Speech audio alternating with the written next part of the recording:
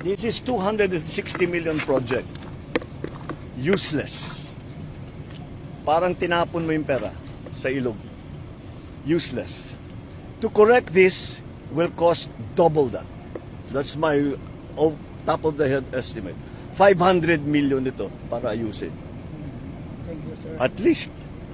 Kasi hindi lang itong nakikita ninyo rito kundi hanggang dun sa loob Hanggang dun sa ilalim nitong tunnel So there's a lot of work that needs to be done. So how can you tell me that it's not economic sabotage?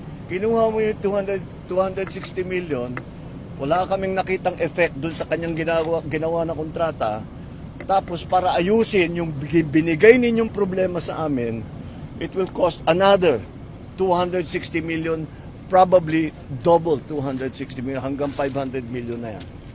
Kaya, I don't blame anyone for being disappointed, frustrated, angry, and paying for blood. Okay, thank you.